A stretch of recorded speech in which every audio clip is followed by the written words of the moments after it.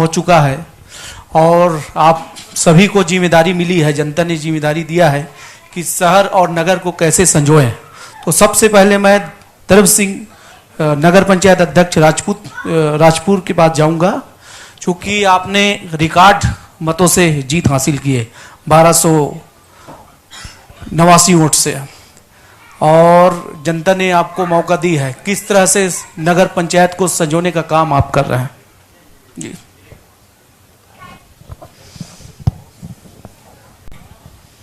देखिए, जनता ने जिस प्रकार से मेरे ऊपर विश्वास करके और रिकॉर्ड मतों से मुझे जीत दिलाया है, ये जीत मेरी जीत नहीं है। वास्तव में ये जीत जो है, जो भारतीय जनता पार्टी की जो सोच है, अंत्योदय की जो परिकल्पना है, उसको मैंने केवल क्रियान्वयन किया है, जनता तक पहुंचाया है। जनता की जो मूलभूत सुविधा है, उस सुविधा को मैंने जन जन तक पहुंचाया। कहाँ पर क्या समस्या है उनको उन तक पहुंचाया हूँ, तब जाकर के मेरे को ये जीत हासिल हुआ है। तो मैं समझता हूँ ये जीत मैंने खुद अपने बलबूते नहीं किया है। सरकार ने, हमारी सरकार ने जो योजना चलाई, उस योजना को मैंने वहाँ एक धरातल पर उतारा, जिससे लोगों को विश्वास जगा। अभी इस चुनाव से पहले भी मैं 14 महीने का अध्यक्ष रहा, उस समय ये मुझे काम करने का मौका मिला जी। तो और जो नगर के जो रहवासी रहते हैं उसको ज़्यादा कुछ नहीं चाहिए रहता है, बिजली, पानी, सड़क और प्रधानमंत्री आवास, जिनकी आवश्यकता सरकार लगातार पूरी कर रही है। हर घर में पक्की छत हो, सरकार की ऐसी सपना है। तो उन सपनों को संजोने में किस तरह से आप अपनी भूमिका निभा रहे हैं? इसमें जैसे ही मैं अध्यक्ष बना तो मैंने देखा वहाँ पर बहुत सारे जो प्रधानमंत्री आवास हैं और वो काम उनका अधूरा पड़ा हुआ है, किसी का पेमेंट नहीं हो पा रहा है, नए आवास के फॉर्म भरा नहीं पा रहे हैं। तो ऐसे लोगों का मैंने सर्वे कराया और खुद मैं जनता के बीच में जा कर के हर वार्ड के प्रत्येक जो हितग्राही हैं उनसे बात किया, तो पता चला कि अभी ऐसा कुछ हम लोगों को सुविधा नहीं मिल पा रहा है, कुछ कन्फ्यूजन की स्थिति है। तो वो लोग अपना काम शुरू नहीं कर पा रहे हैं, कहीं पेमेंट नहीं हो पा रहा है।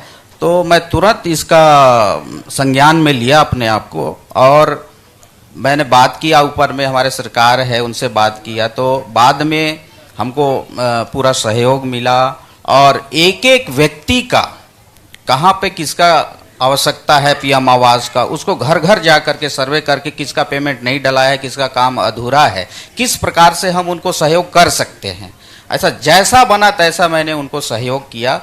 और हमारे नगरीय निकाय में अभी लगभग 75% पीएम आवास बन चुका है।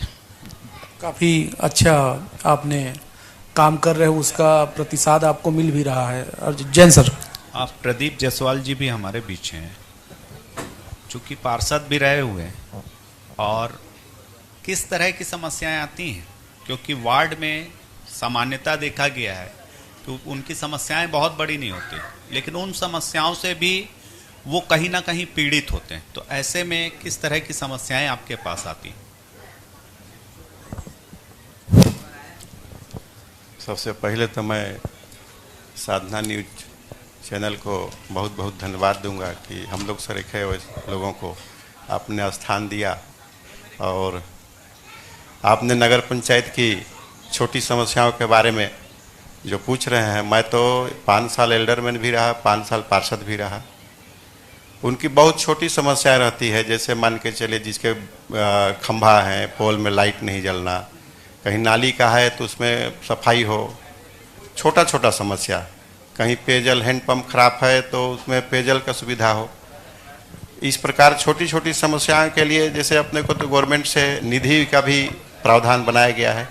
आप अगर नहीं है उनके पास पैसा, अगर मान लीजिए नगर पंचायत में, अपने निधि का भी आप लिख के दे सकते हैं कि ये काम किया जा सकता है। और ऐसे छोटे छोटे मूलभूत सुविधाओं को आप पूरा कर सकते हैं और जिससे इसमें आपका छवि भी अच्छा रहता है और शासन के सम्मान भी बढ़ता है। और एल्डरमैन भी रहे हैं आप जायसवाल साहब? जी सर। तो उस एल्डरमैन के समय जो सुविधाएं आप दे पा रहे थे और अब फिर से एल्डरमैन का लिस्ट जारी होने वाला है, तो किस तरह से आप लोग गारंटियों को पूरी कर रहे हैं, सरकार की गारंटियों को नगर में? अभी हम लोग का जो मेन अभी सबसे बड़ी समस्या राजपुर के जो हम लोग नगर पंचायत से आते हैं, वहाँ अभी बाईपास का मांग बहुत जोर से उठ रहा है, क्योंकि बीच में पूरे घर जो टूटेंगे उसमें सरकार को उसमें बल्कि ज़्यादा मुआवजा देना पड़ेगा, क्षति भी ज़्यादा होगी। अब हम लोग सरकार से आग्रह कर रहे हैं कि हम लोग को बाईपास रोड मिले, और खाली भूमि पड़ा हुआ है, नक्शा भी है रोड का, उसके लिए हम लोग अपना शासन से मांग कर रहे हैं। और राजपुर का सबसे मेन मांग है बाईपास का। और दूसरी एक ठो हम लोग का जो क्षेत्र है, अनुसूचित क्षेत्र है, यहाँ वनवासी लोग, पहाड़ी कोरवा, अनुसूचित जनजाति, बीपीएल परिवार लगभग 90% वास करते हैं। ऐसे में वहाँ स्वास्थ्य सुविधा बहुत अच्छा स्थिति में नहीं है, इसलिए वहाँ हम लोग ये चाह रहे हैं कि वहाँ हम लोग को एक सिविल हॉस्पिटल मिले। और हमारे नगर पंचायत के अध्यक्ष जी ने अभी बीच में मुख्यमंत्री जी का कार्यक्रम हुआ था, उसमें हम लोग आग्रह किए हैं, आवेदन दिए भी हैं, और उसमें एक बार और हम लोग पहल करेंगे, ऐसा हम लोग का प्रयास है। जी बिल्कुल, सरकार अपना काम कर रही है और प्रयास करना ही चाहिए व्यक्ति को। हमारे बीच धर्म सिंह जी हैं। धर्म सिंह जी, चूँकि आप नगर पंचायत के अध्यक्ष भी हैं, अपेक्षाएं बहुत होती जनता को, योजनाएं भी हैं, कितना लाभ मिल पाता है? हम लोग कोशिश करते हैं कि लगभग लाभ मिले, पर 100% तो मैं नहीं कहूँगा, पर जहाँ तक जनता से अगर सीधे बात करते हैं तो लगभग 65 से 70% हम लोग लाभ दे पाते हैं उनको, उनका समस्या का समाधान कर पाते हैं। सामान्यतः किस तरह की समस्याएं आती हैं? देखिए, हमारा जो नगर पंचायत है, मेरे यहाँ की बात मैं कहूँ तो एक तो पिछड़ा एरिया है, बहुत ज़्यादा जानकार भी लोग नहीं हैं, तो वहाँ पर जैसे पेंशन किसी को नहीं मिल पा रहा है, किसी का राशन कार्ड का बात हो, कैसे अपने को नल का कनेक्शन लेना है, ये बहुत ज़्यादा जानकारी नहीं है। तो सीधे संवाद करने से ना वो समस्या सामने आता है, और उनको ये भी पता नहीं है कि हम कहाँ भरवाएं, क्या फार्म लगेगा, कैसे। तो उसके लिए भी मैं हमेशा अपने बैग में फॉर्म वगैरह सब कलेक्ट करके रखता हूँ, बल्कि उनके घर में ही बैठ करके फॉर्म वार्म भर के और अपने कार्यालय बुला करके सबमिट कराता हूँ। उनका जो समस्या रहता है उसका समाधान त्वरित होता है। तमाम तरह के कैंप लगते हैं जी, सरकार भी प्रयास करती है जी। उसके बावजूद कमी कहाँ पर रह जाती है कि उन्हें उसका लाभ नहीं मिल पाता? जी, कभी कभी ऐसा होता है कि हम लोग भी कई कैंप किए, लेकिन किसी कारणवश हितग्राही वहाँ तक पहुँच नहीं पाया, जानकारी का अभाव हुआ, तो उस स्थिति में वो लाभ नहीं ले पाते हैं। उसी के लिए मैं डोर टू डोर जा करके समस्या का सुनता हूँ और उसको निदान करने का कोशिश करता हूँ। और हमारे बीच में इस पैनल पर बेहद खास मेहमान और मौजूद है, सत्यम त्रिवेदी जी। ईश्वर ने सभी अलग अलग लोगों को सेवा करने का मौका, काम करने का मौका अलग अलग हुनर पर देती है। और सत्यम त्रिवेदी जी, आप स्नैक पकड़ने का काम करते हैं, स्नैक मैन हैं, और बारिश के समय ये घटना अक्सर होती है, तो किस तरह का घटना इस बारिश पे आपको देखने को मिला? देखिए, सातला न्यूज़ का बहुत बहुत धन्यवाद। और चूंकि मैं पशु प्रेमी हूँ, साथ में स्नैक रेस्क्यूअर भी हूँ, लगभग 10,000 सांप रेस्क्यू करने के बाद भी हमारे साथ भी कई होता है कि रेस्क्यूअर के साथ भी घटना हो जाती है।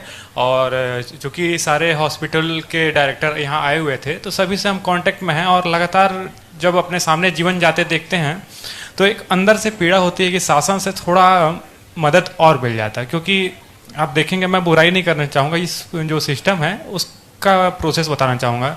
अगर मुझे स्नैक बाइट हो रहा है तो मुझे लाइन में लगना पड़ता है, पर्ची कटाना पड़ता है, फिर एक प्रोसेस के बाद जाते हैं। और जब भी कभी किसी को स्नैक बाइट होता है, न्यूरोटॉक्सिक वेनम है या हीमोटॉक्सिक वेनम है, कोई भी वेनम है, उसका इफेक्ट हमारे नर्वस सिस्टम पर बहुत तेज़ी से पड़ता है। तो कई बार सिस्टम के चलते जान चली जाती है। सेकेंड क्या है कि जागरूकता का अभाव, अभी भी लोग झाड़ फूक पे बिलीव करते हैं। और कई सारी अभी भी कुरीतियां हैं, झाड़ फूक है, नागमणि है। इसके अतिरिक्त मैं प्रयास करता हूं कि अपने स्तर पे स्कूल कॉलेजों में जाके एक सर्वजन जागरूकता हेतु लोगों को जागरूक करूं। अभी जैसे 2-3 दिन पहले ही स्नैक रेस्क्यू के दौरान मुझे भी स्नैक ने बाइट कर लिया था। ये जो निशान देख पा रहे हैं आप, ये स्नैक बाइट का ही है। तो कई बार ऐसा कंडीशन होता है सर कि सांप ने काटा है, लोगों को जानकारी नहीं है कि मुझे वेनमस सांप ने काटा है या नॉन वेनमस ने, और कई सारी जानें डर के चली जाती हैं। तो हमें जानकारी रखना बहुत ज़्यादा ज़रूरी है। सांप ने काट लिया, इसका जैसे कोई सोए हैं या कुछ काम कर रहे हैं, पता नहीं चलता, तो उसको एहसास कैसे करें? दर्शकों को कैसे आप इनका सलाह देते हैं? देखिए सर, अपने इंडिया में सबसे ज़्यादा जिस सांप से जान जाती है वो है कॉमन करैत। और सारे रेप्टाइल कोल्ड ब्लडेड होते हैं, हमारी बॉडी गर्म होती है। अभी भी बहुत सारे गाँव में मैं देखा हूँ कि लोग बरसात के दिनों में ज़मीन में सोते हैं, और चूंकि इंसान का बॉडी गर्म रहता है, वो कोल्ड ब्लडेड है, तो वो उनके करीब आते हैं। करवट पलटने समय या अन्य किसी कारण से वो दब जाते हैं और ऐसी घटना हो जाती है। सेकंड, करेत की वजह से सबसे ज़्यादा जान इसलिए जाती है, करेत का जो टिथ है, दांत है, वो सबसे छोटा रहता है। जब वो काटता है तो आपको पता नहीं चलेगा कि मुझे सांप ने काट लिया है। तो रात्रि में सबसे ज़्यादा जान करेत की वजह से जाती है सर। जी। और हमारे छत्तीसगढ़ में किस तरह के सर्प जो है ज़्यादा खतरनाक है? देखिए, हमारे सरगुजा और छत्तीसगढ़ में जो टॉप 4 सांप पाए जाते हैं, सबसे ज़्यादा जान लेने में कॉमन करैत, सेकंड में स्पेक्टिकल कोबरा जिसे नाग डोमिन गहुवन बोला जाता है, थर्ड में रसल वाइपर, और फोर्थ में बॉम्बो पिट वाइपर हो या वाइपर प्रजाति के जो पिट वाइपर हैं, छोटे साइज के सांप हैं, ये आते हैं। ये टॉप 4 हैं जो सबसे ज़्यादा जान लेते हैं। जी। सत्यम द्विवेदी जी, वाकई आप काफ़ी रिक्स भरा काम करते हैं। और हमारे बीच में नगर पंचायत अध्यक्ष राजपुर, आप इन लोगों की पीड़ा को किस तरह से समझते हैं? सरकार के पास पत्र व्यवहार करेंगे, क्योंकि आप भी एक महत्वपूर्ण पद पर हैं और उसी पैनल पर हमारे मेहमान मौजूद हैं। जब इन लोग काम करते हैं तो रिक्स रहता है, लेकिन सुविधा नहीं मिल पाती। मान लो स्नैक बाइट हो जाए तो इन लोगों को सुविधा मिलनी चाहिए, तो किस तरह से देख पाते हैं इसको? जी, वास्तव में जो सांप के मामले हैं, हमारे यहाँ भी अभी 1-2 ऐसे व्यक्ति रहे जो सर्पदंश से उनकी मृत्यु हो गई। और आप सांप के विषय में जो काम करते हैं, आपको बहुत बहुत मेरी ओर से धन्यवाद है। आप कम से कम लोगों का जीवन बचाते हैं। मैं जितना हो सके, सरकार के पास लिखा पढ़ी करना पड़े तो मैं लिखा पढ़ी करूंगा, सरकार से जाकर के बात करना पड़ेगा तो मैं उस सुविधा के लिए, जो आपको जो चाहिए सुविधा, वो सुविधा उपलब्ध कराने के लिए मैं सरकार से जाकर के बात भी करूंगा। आप जैसा मुझे सुझाव देंगे, जैसा आपका आवश्यकता होगा, वैसा मैं सुविधा उपलब्ध कराने के लिए तैयार हूं। तो आप सभी मेहमानों का बहुत बहुत धन्यवाद, और इस परिचर्चा को यहीं समाप्त करते हैं। और आप प्रतीक चिन्ह भेंट करेंगे। जी, धन्यवाद। शेखर गुप्ता जी आएंगे मंच में।